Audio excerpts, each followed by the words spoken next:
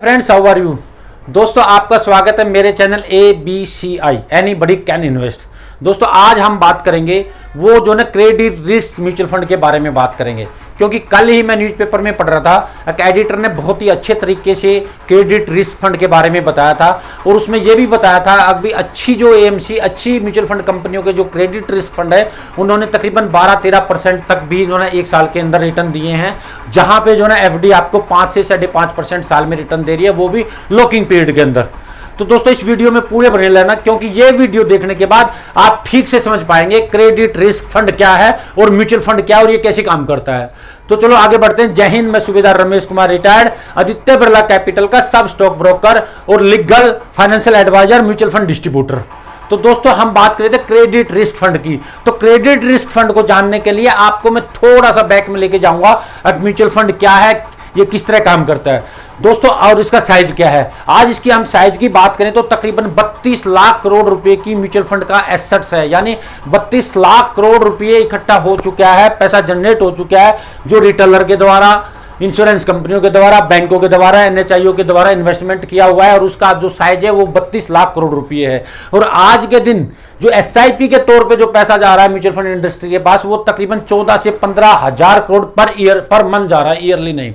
तो ये जो इंडस्ट्री है वो ये बहुत ही रैपिडली ग्रोथ कर रही है और एक अनुमान के अनुसार, एक डाटे के अनुसार, एक एनालिसिस के अनुसार अब 2025 में जो इसका साइज है वो 1 लाख करोड़ हो जाएगा। जबकि इंडिया के अंदर मात्र 3% लोग ही म्यूचुअल फंड में इन्वेस्टमेंट करते हैं, जबकि यहां पे तकरीबन अच्छी म्यूचुअल फंड की स्कीमों ने पिछले 15 साल के अंदर आपके पैसे को 15 गुना कर दिया है। किसी ने 1 लाख रुपए किसी स्कीम, अच्छी स्कीम के अंदर डाला है, किसी स्कीम नहीं बोल रहा हूं दोस्तों, मैं यह ध्यान देने वाली बात है, किसी अच्छी स्कीमों के अंदर डाला है थोड़ा डाइवर्सिफाइड पोर्टफोलियो करके, तो उसका पैसा 12 से 15 लाख रुपए आज उसकी वैल्यू है।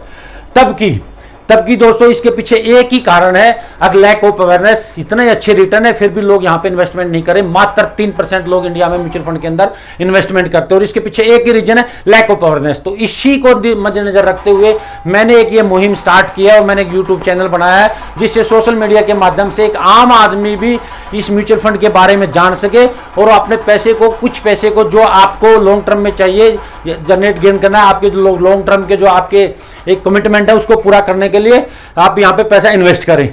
तो दोस्तों, अब मैं बताता हूं म्यूचुअल फंड कितने टाइप का होता है। मुख्य रूप से म्यूचुअल फंड 3 प्रकार का होता है। पहली स्कीम होती है इसमें इक्विटी म्यूचुअल फंड, जिसमें जो भी आप पैसा इन्वेस्ट करते हो टोटल पैसा वो कहां पे लगता है, इक्विटी के अंदर लगता है, यानी शेयर मार्केट के अंदर लगता है। दूसरी होती है हाइब्रिड स्कीम। हाइब्रिड स्कीम में आपका पैसा 40% जो ना इसमें डेबिट में लगता है और 60% शेयर मार्केट में मिलता है, इनको हम बैलेंस फंड भी बोलते हैं।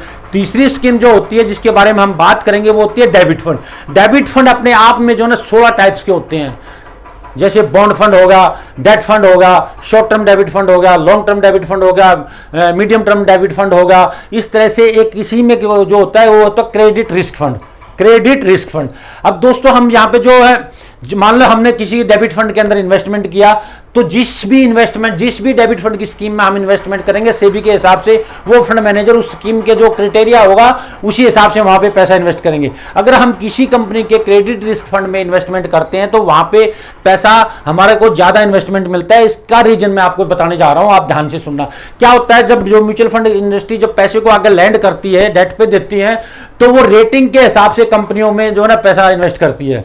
अब ये रेटिंग क्या होती है, हमारे देश के अंदर हमारी कुछ जो ना कंपनियां हैं जो रेटिंग का ही काम करती हैं, कुछ एजेंसी हैं जो रेटिंग का काम करती है, क्रेडिट रेटिंग का, जो कॉर्पोरेट के अंदर हर कंपनी की रेटिंग वो करती हैं। जैसे इकरा है, उसके बाद ये अपने मूडी तो इंटरनेशनल लेवल पे है, इसके बाद क्राइसिल है, तो ये रेटिंग देती है। तो AAA जो रेटिंग होती है वो सबसे बेस्ट रेटिंग होती है, लेकिन उस कंपनी को अगर म्यूचुअल फंड इंडस्ट्री पैसा देंगी तो वहां पर रिटर्न रेट कम मिलेंगे। फिर AA होती है, A होती है, BBB होती है, BB होती है। तो जैसे जैसे आप BCD की तरफ जाएंगे वैसे वैसे उनकी रेटिंग खराब होती जाती है। इनका मतलब ये होता है कि आपने जो पैसा दिया है वहां पे आपको ब्याज ज्यादा मिलेगा, लेकिन यू आर नॉट 100% श्योर है भाई वो पैसा ब्याज के साथ वापस आएगा या नहीं आएगा।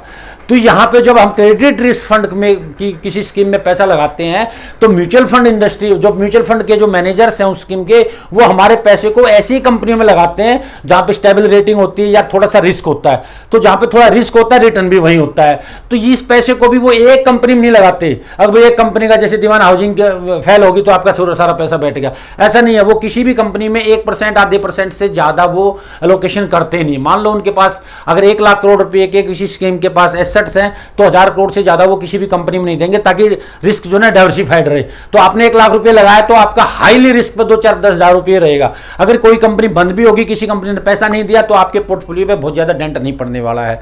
तो दोस्तों इस तरह से जो ना रिस्क, जो ना ये क्रेडिट रिस्क फंड है, आपके पैसे को ऐसी जगह लगाते हैं जो थोड़े से रिस्क पे होते हैं।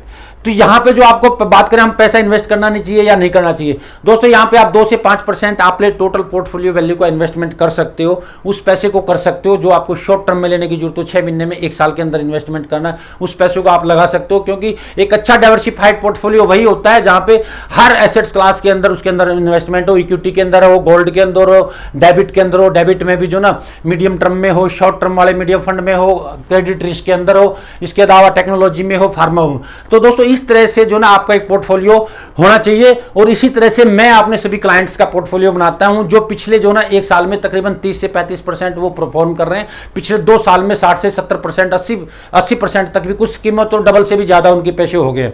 तो दोस्तों ये वीडियो जो ना आपको कैसी लगी आप जरूर बताना। अगर कोई इसके रिगार्डिंग में पॉइंट हो तो आप मेरे को कमेंट्स बॉक्स में आना। और अगर आपने मेरे चैनल को सब्सक्राइब नहीं किया है तो कृपया करके सब्सक्राइब कर ले और वीडियो को लाइक करें, शेयर करें और जो है फॉरवर्ड करें। ओके दोस्तों, थैंक यू, बाय।